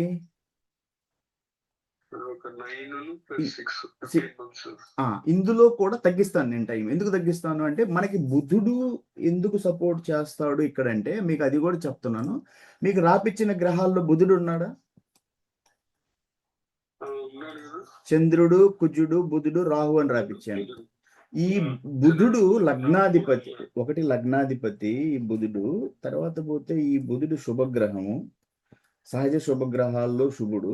ఓకే, ఇతడు లగ్నాధిపతి. ఇతను 2వ స్థానం అంటే కుటుంబం వృద్ధి అవ్వడం అనేది ఏలో చాలా స్ట్రాంగ్ గా ఉన్నాడు కాబట్టి, లగ్నాధిపతి కాబట్టి ఇతను మనకి 2వ భావాన్ని చాలా స్ట్రాంగ్ గా సిగ్నిఫై చేసినప్పుడు ఇతని టైము బుధభుక్తి. ఈ బుధభుక్తి మనకి ఒకటి శనీశ్వరుడు అంటే, ఏ శనీశ్వరుడు అయితే మనకి వివాహాన్ని లేట్ చేశాడో అతన్ని మహాదశలో బుధభుక్తిలో మనం తీసుకోవాల్సింది ఎక్కడి నుంచి పట్టుకుంటాం? ఇప్పుడు కుజుడు మనకి, ఆయనకి కుజుడు కూడా సిగ్నిఫికేటర్ టేబుల్లో 2కి చాలా స్ట్రాంగ్ గా ఉన్నాడు కుజుడు. ఓకే, సో ఇది కూడా మీకు సపోర్ట్ అవుతుంది మీరు చూసుకుంటే. కానీ ఈ కుజుడు వచ్చేసి 8-5 అంటే 7 మేకి అయిపోద్ది ఈ కుజుడి అంతర్దశ. ఓకే, 7 మేక్ అయిపోద్ది. ఈ టైంలో మనం చేసుకోలేకపోతే రాహుది వస్తుంది. రాహు చాలా స్ట్రాంగ్ సిగ్నిఫికేటర్. రాహు మనకి 2కి చాలా స్ట్రాంగ్ సిగ్నిఫికేటర్గా ఉన్నాడు. 11కి చాలా స్ట్రాంగ్ సిగ్నిఫికేటర్గా ఉన్నాడు. సో మనకి ఈ రాహు ఒకటి రాసుకోండి సార్, ఒక టైం ఫ్రేమ్ రాయండి. 8/5/2026 నుంచి 1/10/2026. ఈ టైం ఫ్రేమ్ అనేది ఇక్కడ ఏ రాహు అయితే వీళ్ళు పాపగ్రహం అంటారో ఆ రాహు ఆకస్మిక ఘటనలు జరగటానికి కారకుడు. ఆకస్మికంగా ఏదైతే మన లైఫ్ లో పెండింగ్ ఉందో ఆకస్మికంగా జరిగిపోతాయి. రాహు అంటేనే ఆకస్మిక ఘటనలు, కేతు అంటే మోక్షం. ఓకే, సరే. సో ఇతని శని మహాదశలో బుధ భక్తులు. ఇప్పుడు మీరు రాయండి అక్కడ శాబురా అంటే శని మహాదశలో బుధ భుక్తిలో రాహు అంతర్దశ. శాబురా అని రాసి మెలికి బు-రా రాసి దాని ఎదురుగా రాయండి. టైం ఫ్రేమ్ రాయండి 8/5/2026 నుంచి 1/10/2026. ఈ టైం ఫ్రేమ్ ఎందుకనండి ఇస్తున్నానంటే, మీరు ఈ కుజు భుక్తి వచ్చేసి మార్చి ఈరోజు 8-12 నుంచి స్టార్ట్ అవుతుంది. అది ఒక 2 నెలలు ఉంటుంది. ఈ రెండు నెలల్లో మీరు చేయగలిగే ప్రాసెస్ చేస్తూ ఉండండి. అంటే ఏముందంటే, మీరు సీరియస్ గా ఇప్పటి నుంచి మీకు అన్ని కలుస్తూ ఉన్నాయి. కుజుడు ఎవరైతే 2వ భావానికి చాలా స్ట్రాంగ్ గా ఉన్నాడో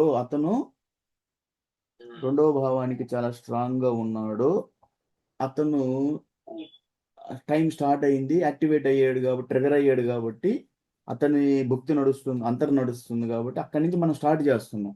స్టార్ట్ చేసి ఈ రాహు దాంట్లో తీసుకెళ్ళొచ్చు. పోతే నెక్స్ట్ వచ్చేసి గురువు వస్తాడు 2 అక్టోబర్లో. గురు అంతర్దశ నడుస్తుంది.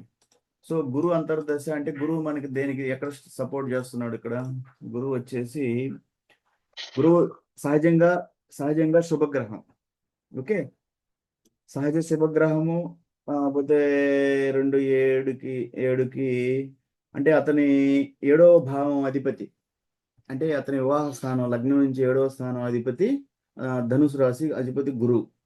ఓకే, సో గురువు టైంలో కూడా వివాహానికి అతను ముఖ్య కారకుడు. తర్వాత 11కు కూడా అతను సిగ్నిఫై చేస్తున్నాడు కాబట్టి ఆ టైంలో కూడా మనం ముందుకెళ్ళచ్చు. ఓకే, అంటే ఈ టైం అంతా కూడా మీకు అంటే కలిసి వస్తుంది మీరు ఎంత తీస్తే.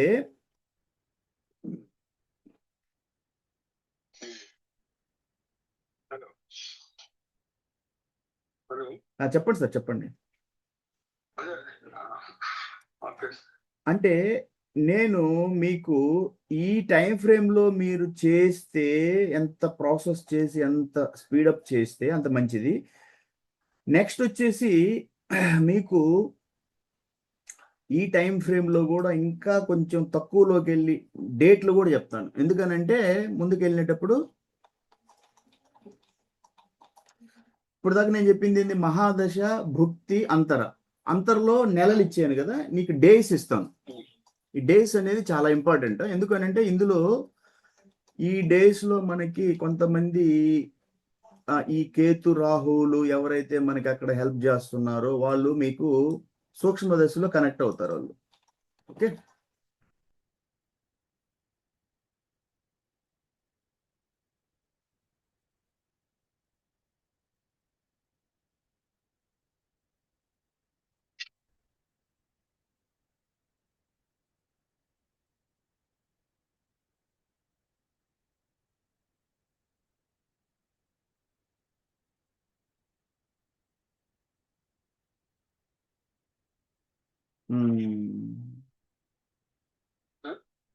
ఒకసారి సార్ నేను ఇంకా కొంచెం డేస్ ఇస్తాను మీకు.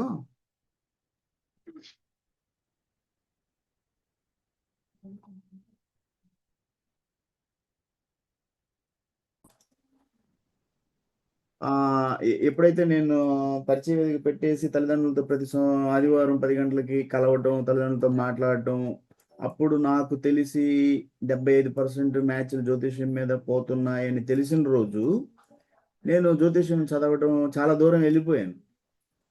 అయితే జ్యోతిష్యం చదువుతూ ప్రాక్టికల్గా చూసేటప్పుడు నమ్ముతున్నాను నేను. ఎందుకంటే తర్వాత నాకేమనిపించింది అంటే ఇది ఒక పెద్ద మహా సబ్జెక్ట్ ఇది. దీన్ని కరెక్ట్గా తీసుకెళ్లే వాళ్ళు ఈ రోజుల్లో తక్కువ మంది ఉన్నారు. వాళ్ళు ఎక్కువ ఏంటంటే మిస్లీడ్ చేస్తున్నారు. అంటే వాళ్ళు చెప్పాల్సింది ఇది రాదు కాబట్టి వాళ్ళు ఏదో ఒకటి చెప్తా ఉన్నారు. సరే, ఇప్పుడు సూక్ష్మ దశల్లో మనకు కావాల్సింది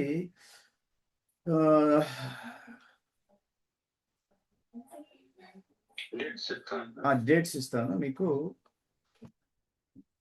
మీకు శని మహాదశలో బుధ అంటే బుధ అంటే బుధ భుక్తిలో, బుధ అంటే లగ్నాధిపతి బుధుడు. తర్వాత పోతే అందులో వచ్చి 7/3/2026 మనం తీసుకున్నప్పుడు శని మహాదశలో బుధ భుక్తిలో కుజ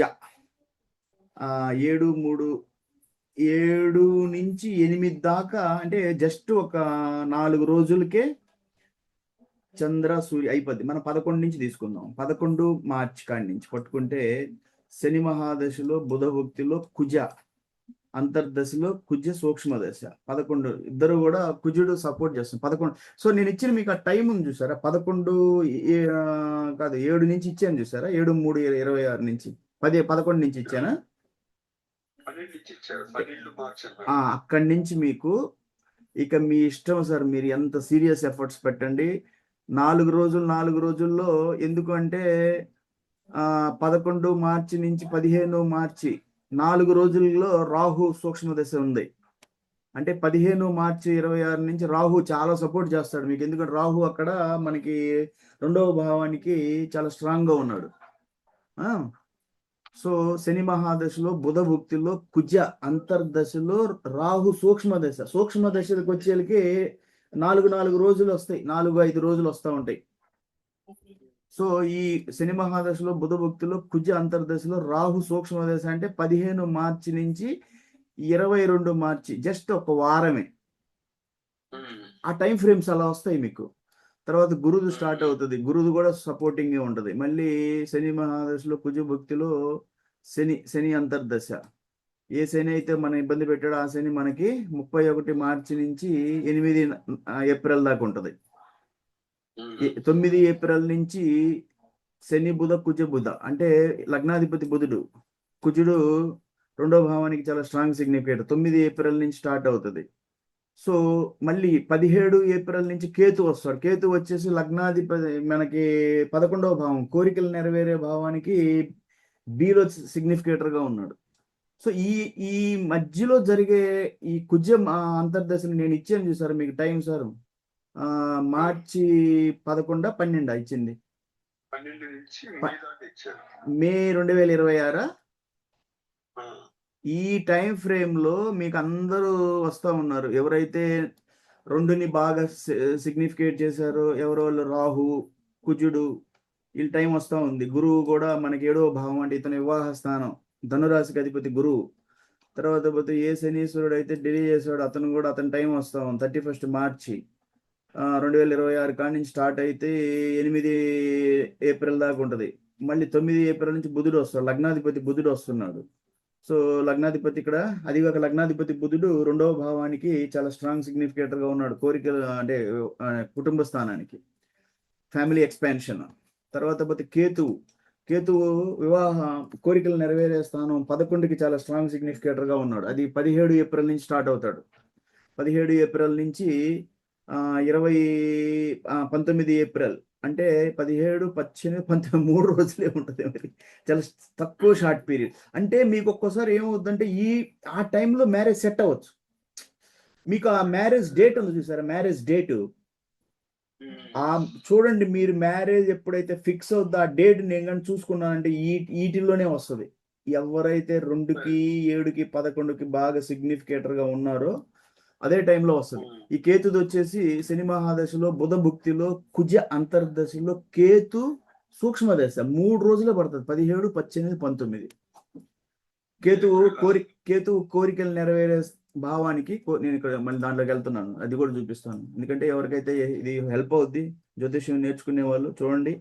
కేతు వచ్చేసి మీకు కోరికలు నెరవేరే స్థానానికి 11వ భావానికి ఏలో చాలా స్ట్రాంగ్ సిగ్నిఫికేటర్గా ఉన్నాడు. అందుకని దీన్ని ట్రిగర్ అంటారు, యాక్టివ్. మీరు కొంతమంది నన్ను అడిగారు, సార్ మీరు సిగ్నిఫికేషన్ అంటారు, ఒక్కోసారి ట్రిగర్ అయిందంటారు, ఒక్కోసారి యాక్టివేట్ అయిందంటారు. దీని అర్థం ఏంటంటే చూడండి, సిగ్నిఫికేటర్గా ఉన్నాడు అంటే ఆ గ్రహము ఆ భావానికి ఏదో ఒక, అంటే ఏలోనో, బిలోనో, సిలోనో, డిలోనో కనెక్ట్ అవ్వడం అంటే ఏంటి, ఆ రాశిలో ఉండటము, ఆ రాశి నక్షత్రాధిపతి గ్రహాల్లో, అంటే ఆ రాశి నక్షత్రాలలో ఉన్న గ్రహాలు అవ్వచ్చు, లేదు ఆ రాశిలో స్థితి, అంటే పొజిషన్, అక్యుపేషన్ అంటారు, ఉండొచ్చు, ఆ రాశిలో ఉండొచ్చు.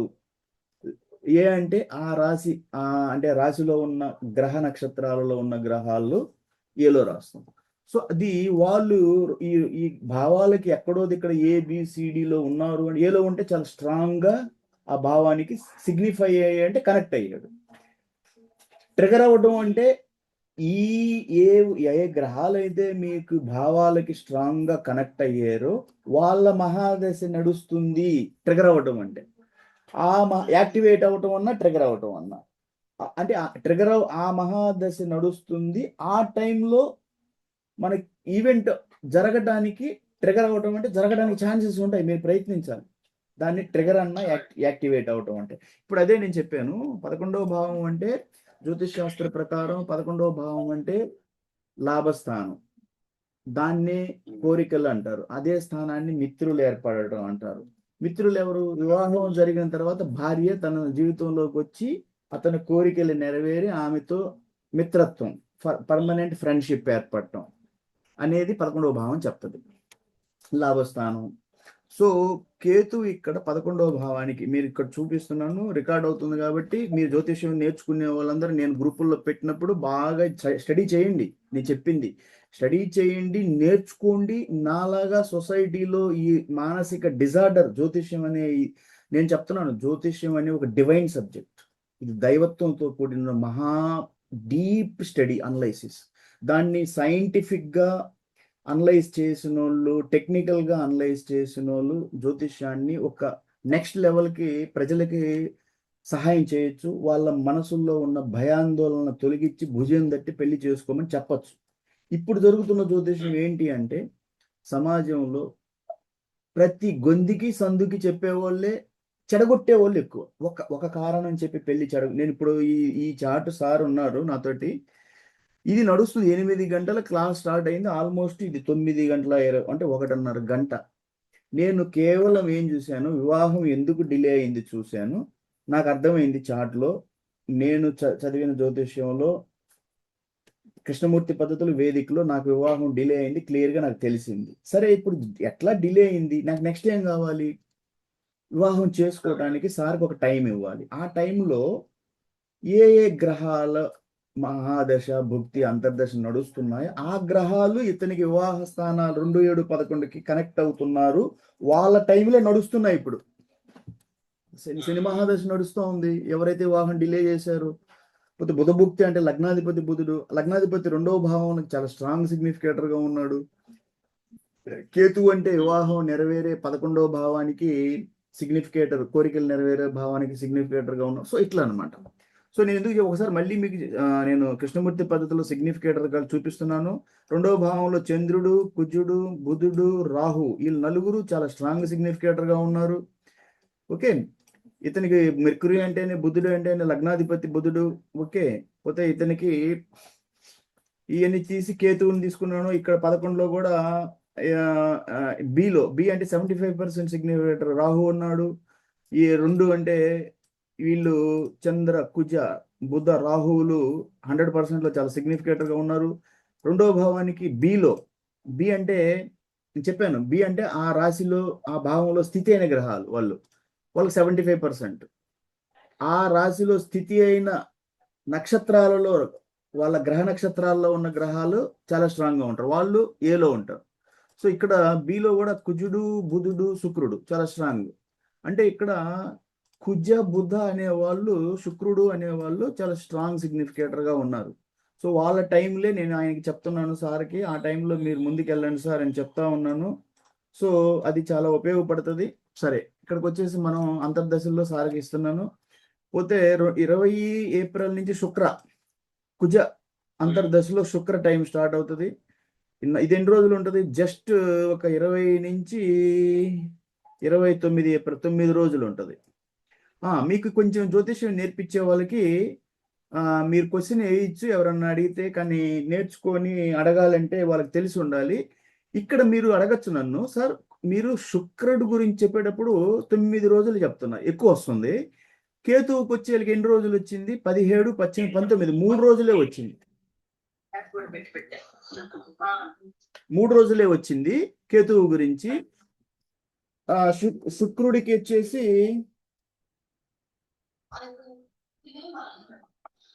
సరే, మీ మైక్ ఆపండి, ఒక్కొక్కరు మీ మైక్ ఆపేయండి, ఎందుకంటే ఇక్కడ డిస్టర్బెన్స్ వస్తుంది. ఇది చాలా మంచి క్వశ్చన్, ఎవరిని అడగలేదు, అయినా కూడా నేను చెప్తున్నాను. కేతువుకి వచ్చేసి, కేతు సూక్ష్మ దశ నడిచేటప్పుడు మనకి 17, 18, 19, 3 రోజులే వస్తుంది. అదే శుక్ర సూక్ష్మ దశ నడిచేటప్పుడు 20 నుంచి 29 ఏప్రిల్ దాకా 9 రోజులు వస్తుంది. ఈ డిఫరెన్స్ ఏంటంటే జ్యోతిష్యం నేర్చుకునే వాళ్ళు తెలుసుకోండి. శుక్ర మహాదశ 20 రోజులు ఉంటుంది. కేతు మహాదశ శుక్ర మహాదశ 20 సంవత్సరాలు ఉంటుంది. సార్ మైక్ ఆపండి ప్లీజ్, మైక్ ఆపండి సార్, మైక్ ఆపండి, మైక్ ఆపండి సార్. సో శుక్ర మహాదశ 20 సంవత్సరాలు ఉంటుంది కాబట్టి డివిజన్ చేసేటప్పుడు, సూక్ష్మ దశలు అలా డివిజన్ చేసేటప్పుడు ఆ మహాదశని బట్టి వాళ్ళకి టైం కూడా అలాగే వస్తుంది. కేతు మహాదశ 7 సంవత్సరాలే ఉంటుంది కాబట్టి 3 రోజులే వస్తుంది. ఇక్కడ 17, 18, 19. శుక్ర మహాదశ, ఏ మహాదశ అయితే ఎక్కువ సంవత్సరాలు ఉంటుందో వాళ్ళకి సూక్ష్మ దశలో ఎక్కువ టైం వస్తుంది. సూర్య మహాదశ చూడండి తక్కువ వస్తుంది, ఎందుకంటే సూర్య మహాదశ 6 సంవత్సరాలే. సో 30 ఏప్రిల్ నుంచి 3 మే అంటే 31, 2 3 రోజులే అట్లా అనమాట. సరే సార్, అయితే మీకు సార్ నేను ఇచ్చిన టైంలో టైం ఫ్రేమ్ లో సూక్ష్మ దశల్లో ఈ రాహువులు చంద్రుడు వీళ్ళందరూ వస్తా ఉన్నారు. అది మీరు ఆ టైం ఫ్రేమ్ ని ప్రాపర్ గా వాడుకోండి సార్. నేను బాగా టైం ఇచ్చాను. మార్చి 12 నుంచి ఎప్పుడు దాకా ఇచ్చాను సార్? 8th మే దాకా ఇచ్చారు సార్. 8th మే దాకా ఇచ్చాను. ఆ. సో ఆ 8th 9th మే నుంచి 1st అక్టోబర్ దాకా ఒక ఫ్రేమ్ ఇచ్చారు. ఇంకొక ఫ్రేమ్ ఇచ్చాను.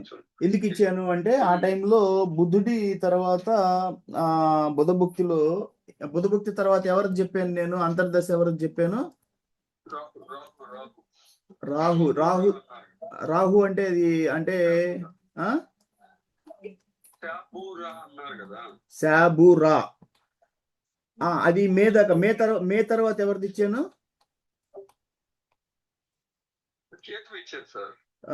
మే తర్వాత కేతు ఇచ్చానా? ఓకే. కేతు కూడా మీకు 2వ భావాన్ని అంటే 11వ భావానికి సిగ్నిఫికేటర్, అంటే కోరికలు నెరవేరటం. సో మే నుంచి అక్టోబర్ దాకా ఇచ్చాను. కాబట్టి ఇంత టైం సార్ మీకు చాలా ఇందులో మీరు అన్ని ట్రిగర్ అవుతున్నాయి. మీరు చేసి మ్యారేజ్కి చాలా మూవ్మెంట్ రండి సార్, నా దగ్గర తీసుకోండి మ్యాచెస్, ఫీడ్బ్యాక్ ఇస్తా ఉండండి. ఎంత మీరు స్పీడ్గా ప్రాసెస్ చేస్తే నేను, ఎందుకంటే నా విషయం మీకు తెలుసు, నేను బిజీ ఉంటుంది నా లైఫ్, మీరు కూడా అందరూ అర్థం చేసుకోండి. మీ అందరికి కూడా నేనేం చెప్తున్నానంటే ఆలస్య వివాహాలు అనే గ్రూప్ పెట్టాను. ఆ గ్రూప్ ఉద్దేశం ఏమంటే వాళ్ళకి స్పెషల్గా టైం ఇద్దాము. వాళ్ళు నాతోటి నంబర్ పెట్టాను, నాతో మాట్లాడండి. ఎందుకంటే వీళ్ళందరూ కూడా జ్యోతిష్యాలు చూసి నిద్రపోతున్నారు, ఇప్పుడు అలిసిపోయారు. వాళ్ళకి తెలియదు ఇట్లా వాసు యాదవ్ మీరు ఒక సంస్థ పెట్టాడు, అతను సహాయం చేస్తాడు, సో ఆలస్య వివాహాల మీద ఎక్కువ ఫోకస్ చేస్తాడు, మీకు ఎక్కువ టైం ఇస్తాడు, మ్యాచ్లు ఇస్తాడు అని చెప్పడానికి వాళ్ళకి సపరేట్గా గ్రూప్ పెట్టాను. ఇంకొకటి కూడా పెట్టాను, జ్యోతిష్య బాధితులు, ప్రేమికులు, లవర్స్. ఎవరైతే జ్యోతిష్యాన్ని ప్రేమిస్తున్నారో అదే విధంగా వాళ్ళు జ్యోతిష్యం చూసి బాధితులు అయిపోయారు. ఎందుకంటే మ్యాచ్లన్నీ పోగొట్టుకున్నారు, వాల్యుబుల్ మంచి మ్యాచ్లన్నీ జ్యోతిష్యాన్ని చూసి మీరు వదులుకున్నారు వాళ్ళు. అందుకని దానికి సపరేట్గా ఒక గ్రూప్ పెట్టాను. ఎవరైతే నాకు తల్లిదండ్రులతో నేను మాట్లాడేటప్పుడు నాకు వాళ్ళ మ్యాచ్లు జ్యోతిష్యం పేరు మీద వదులుకున్నారో వాళ్ళందరినీ జ్యోతిష్య బాధితులు అండ్ లవర్స్, ప్రేమికులు దాంట్లో పెట్టాను. వాళ్ళకి ఎందుకు పెట్టాను అంటే మీరు నాతో మాట్లాడచ్చు, ఏ టైంలో అయినా మాట్లాడచ్చు. సరే సార్, నేను క్లోజ్ చేస్తున్నాను. ఇప్పుడు మాట్లాడినందుకు చాలా తృప్తి వికాసం చెందింది, నాకు చాలా నాలెడ్జ్ కూడా వచ్చింది. బట్ పీపుల్ ఆర్ మేబీ మీ గురించి వెయిట్ చేస్తున్నట్టున్నారు చాలా మంది. సార్ అది ఏంటంటే it is I'm feeling that I'm so fortunate that I have established a platform, Lakshmi Narayan Krishna Foundation, on behalf of my parents, my mother Narayanamma and my father Krishnaya and my grandmother Lakshmamma. Okay, so my intention is to support to the society in every aspect of life. It may be programming to enhance the coding skills in the students who are studying in engineering. Okay, and somebody else have me asked that, sir, I am at the age of 55-60, sir, whether I am able to learn the coding. I am the housewife, sir, I am studying in 9th class and 7th class. Anybody is interested, it doesn't mean irrespective of the age, you can learn my coding classes, even though astrology, whatever. So for learning of any subject there is no any age restriction. Either any housewife, any retired father, any 9th 7th class students, they can come to my coding classes, they can learn. It is up to your interest. Astrology concerning anybody can learn without any study, without any qualification. Okay, so please I request the professors, teachers and literates from the society, please come and attend my classes and try to learn that astrology, which is giving it is totally damaged the society. Totally, moreover, that 75% matches are being delayed, rejected, avoided by the astrology. The local astrologers who don't have adequate knowledge, insufficient knowledge, and they have only 0.005% knowledge, who just only look into that Ashtaguna Kotami. They know how to Elka Pilli, Pamu Mungisa, Avu Pulindi, Sashtastakam Aindi.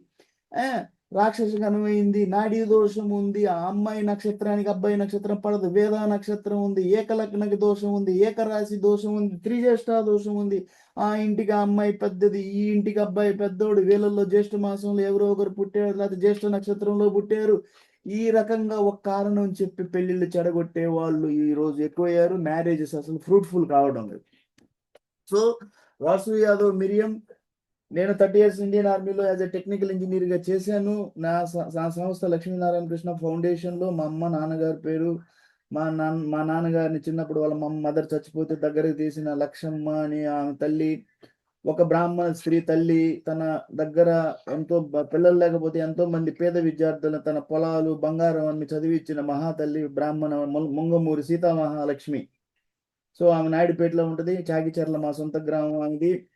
ఇలాంటి మంచి ఆత్మలతో లక్ష్మి అనే start అయిన మా Lakshminarayana Krishna foundation కింద ఎన్నో services, నేను coding classes అయితే కావచ్చు, యాదవ పరిచయ వేదిక కావచ్చు, జ్యోతిష్యం కావచ్చు, గోశాలకు సపోర్ట్ కావచ్చు, ఒక వృద్ధాశ్రమం ఈత మొక్కల దగ్గర ఉన్న వృద్ధాశ్రమం డాక్టర్ లక్ష్మీ ప్రియాంక వృద్ధాశ్రమం ఈత మొక్కల అమ్మాయి ఎంబీబీఎస్ చదువుతూ నాలాగే సమాజ సేవ చేయాలని యాక్సిడెంట్ అయి చచ్చిపోయిన అమ్మాయి పేరు మీద ఈత మొక్కల దగ్గర పెట్టిన వృద్ధాశ్రమానికి మనము ఒక యాడ్ సపోర్ట్, అంటే సోషల్ మీడియాలో ఇట్లా మన కార్డులో కూడా వాళ్ళ సంస్థ ఉందని. ఎందుకంటే తల్లిదండ్రులు కొంతమంది వాళ్ళ పిల్లలు ఎన్ఆర్ఐలుగా బయట దేశాల్లో ఉంటారు, పాపం తల్లిదండ్రుల్ని అక్కడ తీసుకెళ్ళలేరు.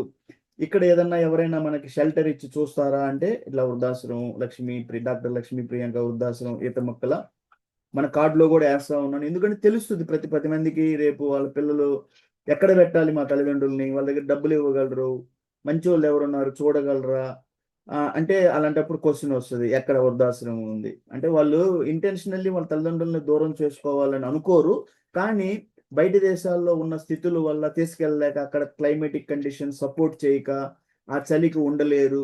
సో ఇక్కడ ఏదన్నా మంచి వాళ్ళు ఏదైనా వృద్ధాశ్రమం ఉంది చూస్తారు అన్నప్పుడు మనకి డాక్టర్ లక్ష్మీ ప్రియాంక వృద్ధాశ్రమం ఈత మొక్కల దగ్గర మనం కూడా మన కార్డుల్లో అది ఎందుకు వేస్తున్నానంటే 10 మందికి తెలుసుద్ది లొకేషన్ అనే ఉద్దేశంతో సూరారెడ్డిపాలెం అని రాశాను ఈత మొక్కల దగ్గరే. సో మీరందరూ కూడా రెండోది వచ్చి మన గోశాలకి మీకు చెప్పున్నాను, గోశాలకి అందరూ మంచి మనసుతో సహాయం చేస్తూ ఉన్నారు. మనకి స్క్రీన్ మీద ఉన్నటువంటి ఈర్ల సుబ్బారావు గారు దాదాపు గోశాలకు 15,000 రూపాయలు ఇచ్చారు, చాలా సంతోషం. మొన్న కూడా గడ్డి తోలాను మరిచెట్లపాలెం చేమకుర్తి నుంచి, మీరందరూ ఇచ్చిన డబ్బులతోటి. పోతే మన శ్రీ గాయత్రి గ్రానైట్స్ ఎద్దనపూడి భాస్కర్ రావు యాదవ్ గారు మొన్న తన మినీ లారీని ఫ్రీగా ఇచ్చినప్పుడు నేను జమ్మలపాలెం నుంచి బాపట్ల దగ్గర 160 మోపులు తోలాను గడ్డిని. ఆయన ఉచితంగా ఇచ్చాడు బండిని, గడ్డి నేను ఫ్రీగా కొన్నాను, 80 రూపాయలు ఒక్కొక్క మోపు లెక్కను కొన్నాను, అంటే నాకు బాడుగ మిగిలింది. అదే జమ్మలపాలెం నుంచి నేను అంతకుముందు 140 14,000 ట్రాక్టర్ అంటే బాడుగుతో కలుపుకుంటూ. సో ఇవన్నీ చేశాను. ఓకే, అయితే thank you sir. Sir Subbarao గారు, ఇంకా మనం క్లోజ్ చేద్దామా? మీరు ఏమన్నా అడగాల జ్యోతిష్యంలో? మనం ఇచ్చినవన్నీ ఏమైనాయి మీరు నాకు చెప్పండి, ఫీడ్బ్యాక్ చేయలేదు అవన్నీ. ఎందుకంటే నేను మన జోగా వెంకటేశ్వర గారు మళ్ళా